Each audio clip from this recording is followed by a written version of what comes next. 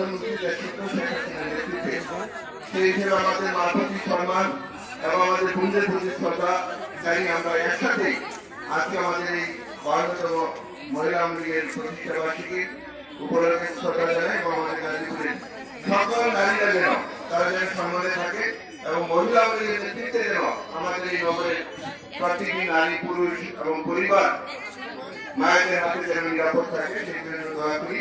এবং আজকের এই প্রতিষ্ঠা বার্ষিকী উপলক্ষে আমাদের সভাপতি সাধারণ সম্পাদক আছেন সবাইকে নিয়ে পরিশ্রম করে এই পর্যায়ে নিয়ে আসছে। সেই হিসাবে আগামী দিন আমাদের এই মহিলা নেতৃত্ব থেকে যেন আমাদের সমাজ ব্যবস্থায় পারিবারিক এবং ব্যবসায়িক বান্ধব যেন প্রতিষ্ঠিত হতে পারে, সবাই যেন একটা কর্ম করে পেতে পারে সেই একটা পরিবেশ তৈরি হোক।